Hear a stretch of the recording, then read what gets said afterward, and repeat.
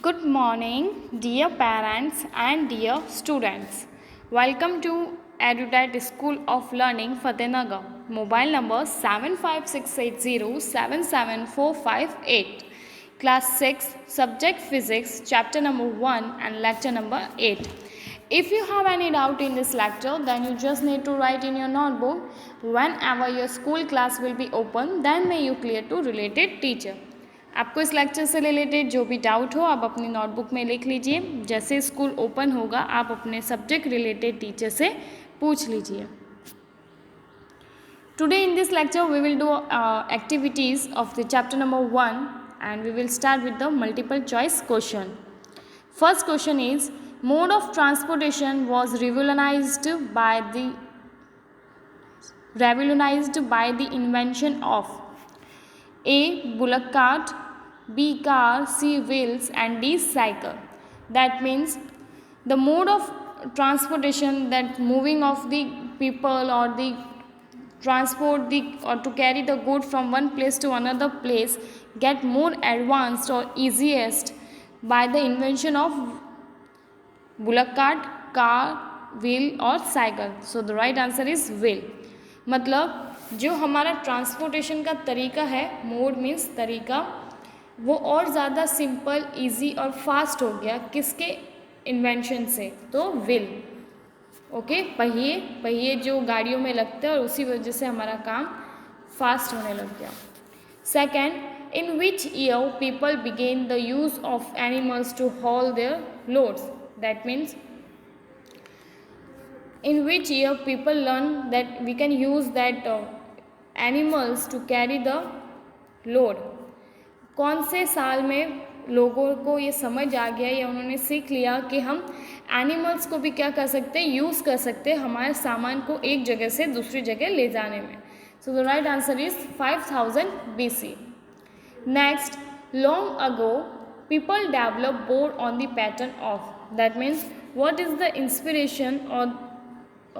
inspiration of the people so they develop the boards. Board किस pattern पे, क्या देखा उन्होंने ऐसा नेचर में कि उन्होंने सोचा कि बोर्ड बना सकते हैं, किस पैटर्न पे बोर्ड बनाई है. A. Streamline shape of birds, B. Streamline shape of fish, C. streamline shape of submarine and elongated shape of python. So first of all, the meaning of streamline shape is that narrow or pointed from the front and get broad at the end. मतलब streamline shape का मतलब क्या होता है, आगे से narrow मतलब पतला, पीछे से चौड़ा. अगर आपने फिश का शेप देखा होगा तो वो आगे जाके क्या हो जाती है, उनका मुंह पतला होता है, आगे से पॉइंटेड होता है और पीछे से चौड़ा होता है. क्यों? क्योंकि ताकि वो हवा, बर्ड्स का भी सेम शेप होता है, हवा और पानी को चीरती हुई या उनके फ्लो के अगेंस्ट में वो क्या कर सके, स्विम कर सके. Okay, so the pattern of the boat is based on the streamline shape of fish. Your right answer is streamline shape of fish. Okay, लोगों ने फिश के शेप को देख के बोट्स बनाई थी. Fourth, the fastest way to travel is. सबसे तेज तरीका कौन सा ट्रैवल करने का? A. Water, B. Road, C. Air and D. Train. So the right answer is air. Fifth question, who invented the aeroplane. Aeroplane किसने इन्वेंट किया था? First, A. The Wright brothers, B. The Alexander Graham Bell, C. James Watt and D. Thomas Newcomen. So the right answer is A. The Wright brothers थे जिन्होंने aeroplane invent किया था. Six, the SI system of measurement is the abbreviation of. Abbreviation is this short form. Abbreviation का मतलब क्या होता है? Short form. So SI unit किसकी शॉर्ट फॉर्म है? A. International measurement system, B. Standard of India, C. International system of units and D. International standard of unit. So the right answer is C. International System of Units. Seventh question, the SI unit of mass is. That means the standard unit of mass is A. kilogram, B. centigram, D. C. milligram and D. ton. So the right answer is A. kilogram. Eighth question, the distance between the Amit's school and the home is 4750 meter. The distance in kilometre is A 4.75 kilometre, B 47.50 kilometre, C 0.475 kilometre and D 475.0 kilometer. So how will you find the distance? What you have to do, you have to divide the 4700 meter distance by the 1000, so it will convert into kilometer from the meter. Metre से kilometre change करने के लिए जो भी distance होता है उसको हम 1000 से क्या करते हैं, divide.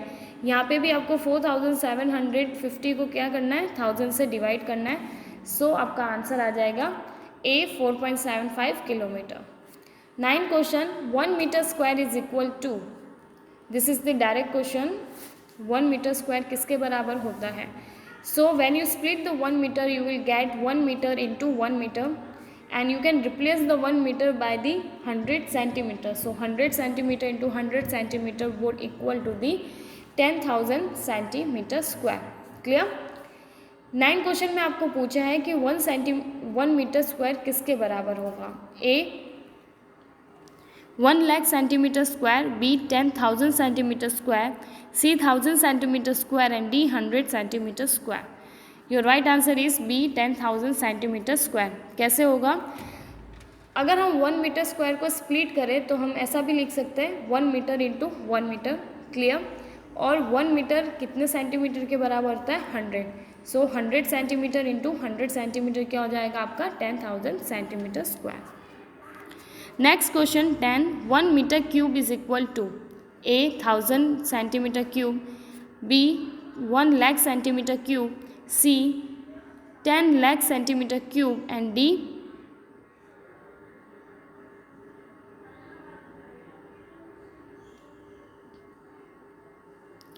D 1 crore centimeter cube. So it is as simple as that and the same as the 9 question.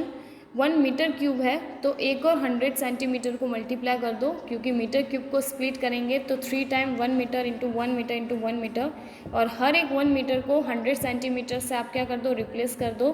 तो 100 centimetre into 100 centimetre into 100 centimetre would equal to the 10 lakh centimetre cube. Clear? 11th question, the SI unit of length is A Kelvin. Kelvin is the unit of temperature, B meter, C ohm, ohm is the unit of resistance and D is the centimeter which is not the SI unit actually. तो हमारा right answer है metre. 12th question, the area of rectangle is given as the product of length. That means what is the formula of area of rectangle. Rectangle के area का formula क्या है, length into breath.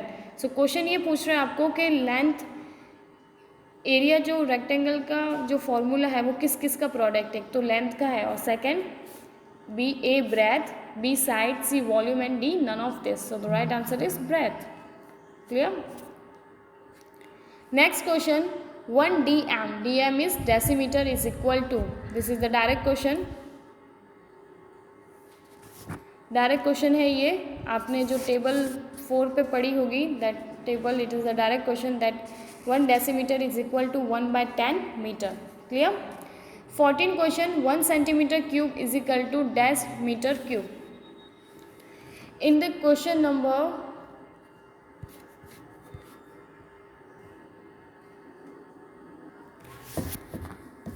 in the question number 10 you can see the question is the same, that the 1 meter cube is equal to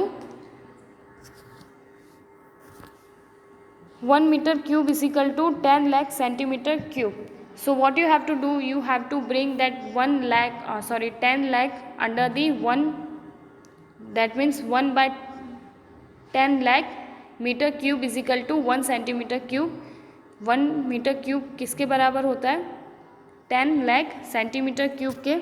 तो आपको क्या करना है, जो 10 लाख है उसको 1 मीटर क्यूब के नीचे लाना है. तो ये हो जाएगा 1/10 लाख मीटर क्यूब. क्लियर? और हो जाएगा 1 सेंटीमीटर क्यूब. और आप इसको कैसे ले सकते हो, जब आप 10 लाख को मीटर क्यूब के ऊपर ले जाओगे, डिनोमिनेटर को जब आप ऊपर ले जाते हो तो वो क्या हो जाता है, माइनस में चेंज. तो हम लिख सकते हैं 10⁻⁻6 metre cube. Clear. 15 question, what is the correct ascending order? That means ascending order means to smallest to the largest, छोटे से बड़ा. So the first is A centimeter, 1 decameter, 1 decimeter and 1 meter. B question is 1 centimeter, 1 decameter, 1 meter and 1 decimeter. C 1 meter, 1 decimeter, 1 centimeter, 1 decameter, and the D is 1 centimeter, 1 decimeter, 1 meter and the 1 decameter. Okay.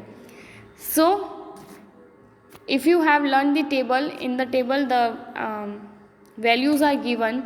1 centimeter will equal to 1 by 100 meter. Clear. And when you solve this, you will get 0.01 meter, which is the smallest.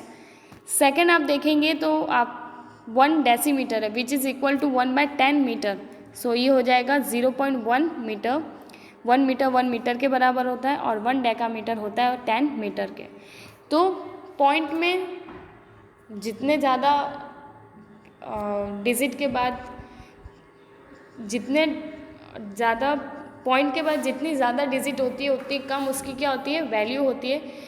So centimetre का था 0.01 centimetre, comma आप notebook में लिखते जाइए ताकि आपको question solve होता जाएगा. देन था 0.1 मीटर जो डेसीमीटर का था, 1 मीटर 1 मीटर के बराबर है, और फिर था डेकामीटर जो था 10 मीटर के. सो ये क्या हो जाएगी, असेंडिंग ऑर्डर.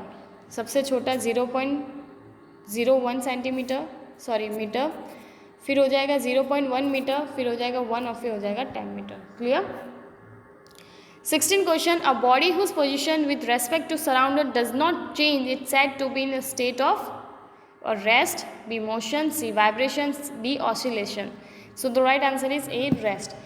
अगर किसी पर्सन या किसी बॉडी की उसके सराउंडिंग से रिलेटेड अगर वो पोजीशन चेंज नहीं कर रहा है, मतलब उसकी पोजीशन चेंज नहीं हो रही है, उसके सराउंडिंग मतलब उसके आसपास जो भी है उसके रिलेटिव में हम बात कर रहे हैं, तो उसको हम बोलेंगे रेस्ट.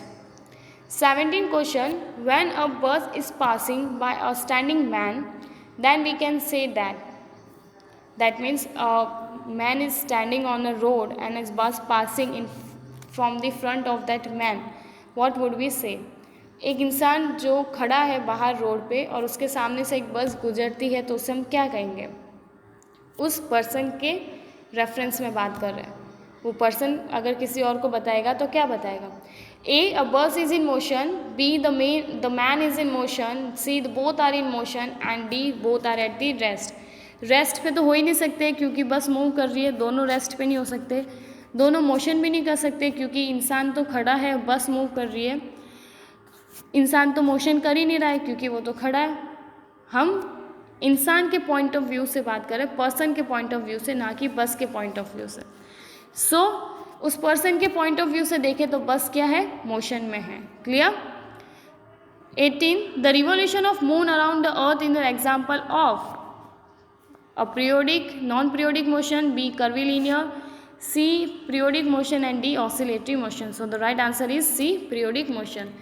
जो मून का मोशन है चारों तरफ अर्थ के, वो किसका एग्जाम्पल है, पीरियोडिक. फिक्स टाइम इंटरवल के साथ आता है जाता है moon. Clear. 19 question, a distance is always a shortest length between 2 points. B, path covered by an object between the 2 points. C, product of length and time. And D, none of the above. So distance क्या है, 2 point के बीच की दूरी. So the right answer is B, a path covered by an object between the 2 points. 20 question, ऐसा unit of speed. Direct question. A, metre second. B, metre per second. C, metre per second square. And D, none of this. So the right answer is B, metre per second. 21, speedometer measure. A, speed. D, acceleration. C, distance. B. And the D, instantaneous velocity. So the right answer is A, speed. Speedometer car vehicles में लगा होता है जो speed को measure करने, जो आप देखते हो गाड़ी में जो कांटा आप ऊपर नीचे होते देखते हो, that. 22, motion of pendulum is a linear, circular, rotational और ऑसिलेटरी. जो पेंडुलम क्लॉक पे घूमता है उसका मोशन क्या होता है, oscillatory motion. Third, motion of dropped stone from some height above the earth's surface. That means you are dropping a stone from the some height. This is the example of linear, B circular, C rotational और D vibrational. So the right answer is A linear motion. आपने ऊपर से एक क्या किया है, किसी height particular height से आपने एक स्टोन को फेंका है नीचे, तो वो लीनियर मोशन होगा क्योंकि वो स्ट्रेट आएगा. 24 motion of a point on a blade of a moving fan. A linear, B circular, C oscillating, and D vibrational. That means the motion of the blade of the fan is the circular motion. जो fan घूमता है, जो उसकी पंखुड़ियाँ है fan की, वो कौन सा मोशन शो कर रही है, सर्कुलर, क्योंकि एक फिक्स पॉइंट पे सर्कुलर पाथ में घूम रही है. So here we complete our multiple choice question. The next activities we will do in our next lecture. Till then you have to do all this work in the book, click the picture and send it on the school WhatsApp number before 9 o'clock. रात को 9 बजे से पहले आपको अपना homework book में करके pencil से स्कूल के व्हाट्सएप नंबर पर सेंड करना है. Thank you. Until then, have a nice day.